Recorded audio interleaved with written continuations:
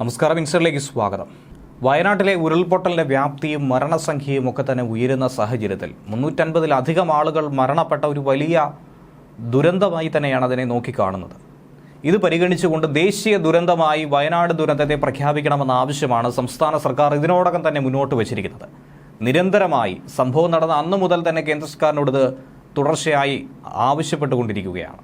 വയനാട് ഉരുൾപൊട്ടൽ എന്ന് പറയുന്നത് അതിതീവ്ര ദുരന്തമായി വിജ്ഞാപനം ചെയ്തു കഴിഞ്ഞാൽ കേരള സർക്കാരിനും അല്ലെങ്കിൽ മലയാളികൾക്കും മെച്ചമായി സംഭവിക്കുന്നത് എന്ത്?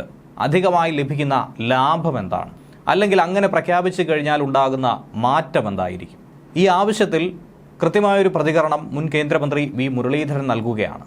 പൊതുവിൽ തന്നെ ഇതിൻ്റെ വ്യക്തമായ ധാരണകളൊക്കെ തന്നെ ഈ വീഡിയോയിൽ ഉൾപ്പെടുത്തുന്നുണ്ട്. ദേശീയ ദുരന്തമായി അമേരിക്ക പ്രഖ്യാപിക്കും പോലെ പ്രഖ്യാപിച്ചു കഴിഞ്ഞാൽ ഇന്ത്യയിൽ എന്തെങ്കിലും മാറ്റം ഉണ്ടാകുമോ എന്നുള്ളതും പരിശോധിക്കാവുന്നതാണ്. വയനാട്ടിലുണ്ടായത് സമാനതകളില്ലാത്ത ദുരന്തമാണ് എന്ന കാര്യത്തിൽ ഒരു സംശയവുമില്ല. അതേ ഗൗരവത്തോടെ കേന്ദ്ര സർക്കാർ വയനാട് ദുരന്തത്തെ നോക്കി കാണുന്നുണ്ട്. ആദ്യ ദിവസം മുതൽ അതിനെ വിലയിരുത്തുന്നുണ്ട്. പക്ഷേ ഈ ഉരുൾപൊട്ടലിനെ കേന്ദ്ര സർക്കാർ ദേശീയ ദുരന്തമായി പ്രഖ്യാപിക്കുന്നില്ല എന്ന വിമർശനം പലരും ഈ ഘട്ടത്തിൽ ഉയർത്തുന്നുവെന്നാണ് മുരളീധരൻ പറയുന്നത്. ഒന്നുകൂടി അദ്ദേഹം കൂട്ടിച്ചേർക്കുന്നു, UPA ഭരണകാലം മുതൽ തന്നെ ദേശീയ ദുരന്തം എന്നൊന്നില്ല. കേന്ദ്ര ചട്ടപ്രകാരം അങ്ങനെ നിർവചിക്കാൻ കഴിയുകയുമില്ല.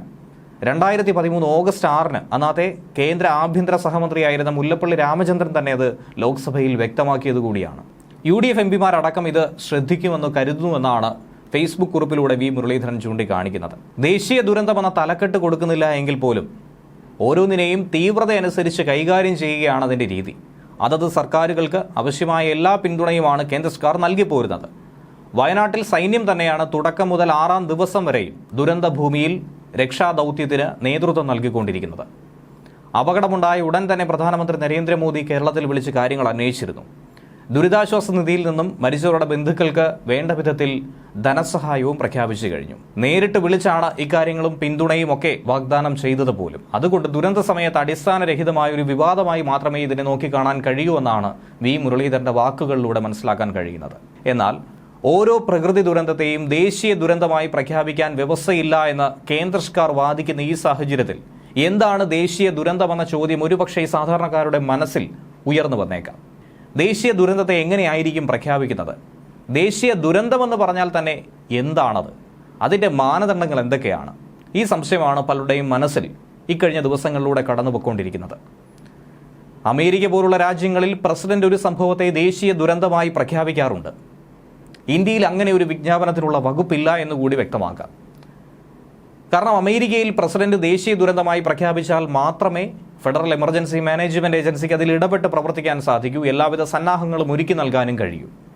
ഇന്ത്യയിലാണെങ്കിൽ സംസ്ഥാന സർക്കാർ ആവശ്യപ്പെട്ടാൽ തന്നെ ഉടനടി ദേശീയ ദുരന്ത നിവാരണ അതോറിറ്റിയുടെ ഇടപെടലുണ്ടാകും. വളരെ വേഗത്തിലായിരിക്കും. പ്രത്യേകിച്ചൊരു പ്രഖ്യാപനത്തിന്റെ ആവശ്യകത വരുന്നില്ല.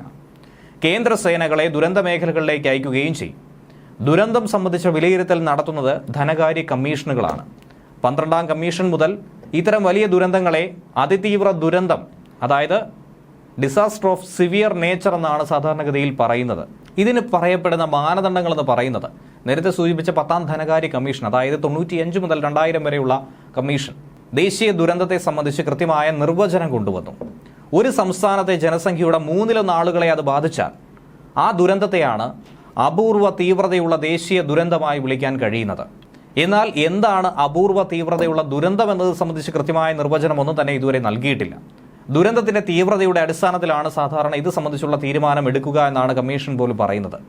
കൂടുതലായി നൽകേണ്ട നാശനഷ്ടമോ പരിസ്ഥിതി ശോഷണമോ അല്ലെങ്കിൽ ജീവനാംശമോ ഇതൊക്കെ തന്നെ പരിശോധിച്ച് തന്നെ ആയിരിക്കും ദേശീയ ദുരന്തമെന്ന രീതിയിൽ അതിനെ നോക്കിക്കാണുന്നത്. സാധാരണഗതിയിൽ 4ആയിട്ടാണ് ദുരന്തങ്ങളെ തരംതിരിച്ചിരിക്കുന്നത്. L0, L1, L2, L3 എന്നിവയാണ് ഈ 4 എണ്ണം. L0 എന്ന് പറഞ്ഞു കഴിഞ്ഞാൽ സാധാരണ ദുരന്തം. L1 ആകുമ്പോൾ ഒരു ജില്ലയ്ക്ക് തന്നെ കൈകാര്യം ചെയ്യാൻ കഴിയുന്നവ. L2 ആകുമ്പോൾ ജില്ലയ്ക്ക് പുറത്തേക്ക് വരുന്നു, സംസ്ഥാന സംവിധാനത്തിൻ്റെ മെഷീനറിയുടെ ആവശ്യം സഹായം വേണ്ടിവരുന്ന ദുരന്തം.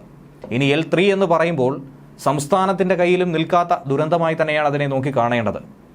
കേന്ദ്ര സേനകളുടെയും മറ്റും സജീവ പിന്തുണ ആവശ്യമുള്ള അത്രയും വലിയ ദുരന്തമായി തന്നെയാണ് അതിനെ നോക്കിക്കാണേണ്ടത്. നിലവിൽ വയനാട്ടിൽ നടക്കുന്ന ദുരന്തത്തെ പോലും നമുക്ക് L3 വിഭാഗത്തിൽപ്പെട്ടതായി തന്നെയാണ് നോക്കിക്കാണേണ്ടത്. അതിലും നിബന്ധനകളൊന്നും തന്നെ പറഞ്ഞിട്ടില്ല എന്ന് വേണം മനസ്സിലാകാൻ. എത്ര കേന്ദ്രസേന ഉണ്ടാകണമെന്ന കാര്യം പോലും അതിൽ നിർവചിക്കുന്നില്ല. ദേശീയ ദുരന്തമെന്ന പദപ്രയോഗം പോലും ദേശീയ ദുരന്ത നിവാരണത്തിൻ്റെ ചട്ടക്കൂടിലോ മാനദണ്ഡത്തിലോ ഒന്നും തന്നെ പറയുന്നില്ല. അങ്ങനെ ചെയ്യാനായിട്ടുള്ള നിയമം പോലും നിഷ്കർഷിക്കുന്നില്ല. ദേശീയ ദുരന്ത നിവാരണ നിയമത്തിൽ ദേശീയ ദുരന്തമെന്നോ പ്രാദേശിക ദുരന്തമെന്നോ ഒന്നും തന്നെ വേർതിരിവില്ല. അതെല്ലാം തന്നെ ദുരന്തം തന്നെയാണ്, മനുഷ്യനെ ബാധിക്കുന്നതാണ്, മനുഷ്യൻ്റെ സ്വൈര ജീവിതത്തെയും സ്വത്തുവകകളെയും ഒക്കെ തന്നെ അപഹരിക്കുന്നതാണ്. 2005 ഈ നിയമം നിലവിൽ വന്ന ശേഷം ഇതുവരെ ദേശീയ ദുരന്തങ്ങളായി ഒന്നും തന്നെ പ്രഖ്യാപിക്കാറില്ല. ദേശീയ ദുരന്തമായി പ്രഖ്യാപിച്ചാൽ പ്രത്യേക സാമ്പത്തിക സഹായം കിട്ടുമെന്നൊരു വ്യാഖ്യാനം ഒരുപക്ഷെ കേരളത്തിലടക്കം ഉയർന്നു കേൾക്കുന്നുണ്ടായിരിക്കാം. അതുകൊണ്ട് തന്നെ ആയിരിക്കണം ഇപ്പോൾ ദേശീയ ദുരന്തമായി പ്രഖ്യാപിക്കണമെന്നൊക്കെ തന്നെ അവകാശപ്പെടുന്നത്. പക്ഷേ ഇത് തീർത്തും തെറ്റുള്ള കാര്യമാണ്, തെറ്റായ കാര്യം തന്നെയാണ്. ദേശീയ ദുരന്തമെന്ന് പറഞ്ഞതുകൊണ്ട് ഒരു നയാ പൈസ പോലും അധികമായി കിട്ടില്ല എന്നതാണ് യാഥാർത്ഥ്യം. പ്രളയക്കെടുതി നേരിടുമ്പോഴും കേരളം ഇതേ ആവശ്യം ഉന്നയിച്ചിരുന്നു. പക്ഷേ അങ്ങനെ ഒരു വ്യവസ്ഥയില്ല എന്ന് അന്ന് തന്നെ 2018 തന്നെ കേന്ദ്ര ആഭ്യന്തര മന്ത്രാലയം മറുപടി നൽകിയിരുന്നു. കേന്ദ്രം പ്രത്യേക സഹായധനം പ്രഖ്യാപിക്കുക മാത്രമാണ് ഉണ്ടാകുന്നത്. ദേശീയ ദുരന്ത നിവാരണ നിയമപ്രകാരം തന്നെയാണ് ദേശീയ ദുരന്ത നിവാരണ അതോറിറ്റി രൂപവൽക്കരിച്ചിരിക്കുന്നത്. കേന്ദ്രത്തിൽ പ്രധാനമന്ത്രിയും സംസ്ഥാനത്ത് മുഖ്യമന്ത്രിയുമാണ് ഇതിൻ്റെ തലവൻ. ദേശീയ ദുരന്തമെന്ന പ്രഖ്യാപനം ഇല്ലെങ്കിൽ പോലും സംസ്ഥാനങ്ങളെ സഹായിക്കേണ്ട ചുമതല 100% കേന്ദ്രത്തിന് തന്നെയാണ്. ഉറപ്പായും കേന്ദ്രം സഹായിച്ചിരിക്കണം. അതിലൊരു വിട്ടുവീഴ്ചയും ഉണ്ടാകില്ല. എല്ലാ സംസ്ഥാനങ്ങൾക്കും ഒരുപോലെ തന്നെയായിരിക്കും അതിൽ പ്രാധാന്യം ലഭിക്കുന്നത്. ഇനി കേന്ദ്ര സർക്കാർ ഒരു ദേശീയ ദുരന്തമായി ഒരു സംസ്ഥാനത്തെ പ്രഖ്യാപിച്ചാൽ അവിടേക്ക് കൂടുതൽ അധിക സഹായം നൽകണമെന്നും തന്നെ പറഞ്ഞു വെച്ചിട്ടില്ല. ദേശീയ തലത്തിൽ കേന്ദ്ര സർക്കാർ സംസ്ഥാന സർക്കാരിന് പൂർണ്ണ പിന്തുണ നൽകണമെന്നുള്ളത് യാഥാർത്ഥ്യമാണ്. ദേശീയ ദുരന്ത നിവാരണ നിധിയിൽ നിന്നുള്ള അധിക ഫണ്ടിനും ഈ സംസ്ഥാനം അർഹത നേടുമെന്നും പറയപ്പെടുന്നു. വായ്പകളുടെ തിരിച്ചടവിലെ ആശ്വാസം ഉണ്ടാകാൻ സാധ്യതയുണ്ട്. ദുരിതബാധിതർക്ക് ഇളവ് വ്യവസ്ഥകളിൽ പുതിയ വായ്പകൾ എന്നിവയൊക്കെ തന്നെ അനുവദിക്കുന്നത് പരിഗണിക്കും. അങ്ങനെയുള്ള നിരവധി കാര്യങ്ങൾ ചൂണ്ടിക്കാണിക്കുന്നുണ്ട്. ഇനി ഒരു കാര്യം എടുത്തു പറയേണ്ടതാണ്. 1999 ഒഡീഷയിൽ ചുഴലിക്കാറ്റുണ്ടായി 10,000-ലധികം ആളുകൾ മരണപ്പെട്ടു.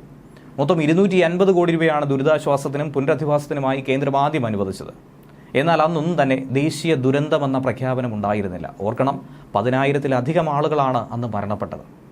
2013 ഉത്തരാഖണ്ഡ് വെള്ളപ്പൊക്കം, അവിടെ ഉണ്ടായ ഉരുൾപൊട്ടൽ, 4,094 പേരാണ് കൊല്ലപ്പെട്ടത്. 2014 ആന്ധ്രാപ്രദേശിലെ ചുഴലിക്കാറ്റും തീവ്രമായ ദുരന്തങ്ങളായി തരംതിരിച്ചിട്ടുണ്ട്. 2014 ചെന്നൈയിലും 2018 നമുക്ക് തന്നെ അനുഭവമുള്ള കേരളത്തിലെ പ്രളയവും. ഇതൊക്കെ തന്നെ ദേശീയ ദുരന്തമായി പ്രഖ്യാപിക്കണമെന്ന് തമിഴ്നാടും കേരളവും പറഞ്ഞെങ്കിൽ പോലും സംസ്ഥാന സർക്കാർ ഈ ആവശ്യം മുന്നോട്ട് വെച്ചെങ്കിലും കേന്ദ്രം അത് പൂർണ്ണമായി നിരാകരിച്ചിട്ടുണ്ട്. അതിനുള്ള കാരണവും ഇങ്ങനെ തന്നെയാണ്. നിയമത്തിൽ അങ്ങനെ ഒരു വ്യവസ്ഥയില്ല. കൂടുതൽ സാമ്പത്തിക സഹായം സംസ്ഥാനങ്ങൾക്ക് അനുവദിച്ചു എന്നുള്ളത് യാഥാർത്ഥ്യം. ദേശീയ ദുരന്ത നിവാരണ നയം അനുസരിച്ച് തന്നെയാണ് ദുരന്ത പ്രദേശത്തേക്കുള്ള സാമ്പത്തിക സഹായം തീരുമാനിക്കുന്നത് പോലും. ദേശീയ ദുരന്ത നിവാരണ കമ്മിറ്റിയാണ് ദുരന്തത്തിന്റെ സാമ്പത്തിക സഹായം തീരുമാനിക്കുന്നത്. ക്യാബിനറ്റ് സെക്രട്ടറിയാണ് ഇക്കാര്യങ്ങൾക്കൊക്കെ തന്നെ ചുക്കാൻ പിടിക്കുന്നത്. ദുരിതബാധിത സംസ്ഥാനങ്ങളിലേക്ക് പല കേന്ദ്ര മന്ത്രാലയ സംഘങ്ങളെ നിയോഗിക്കും.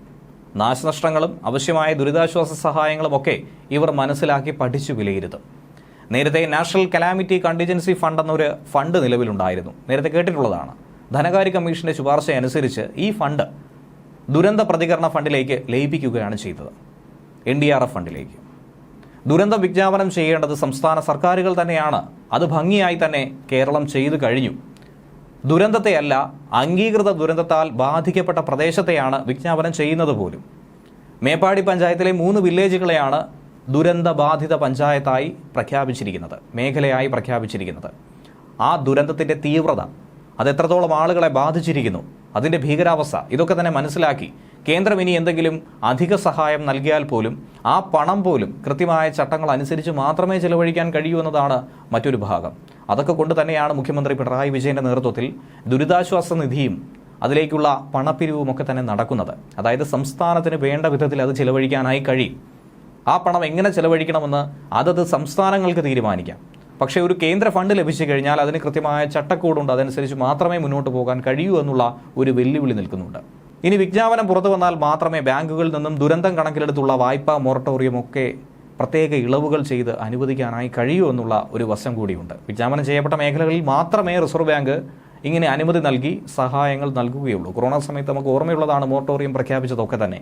അത് ആ ഒരു കാലഘട്ടത്തിലേക്ക് മാത്രമാണ്. അത് ബാധിച്ചിട്ടുള്ള സംസ്ഥാനങ്ങളിലാണ്.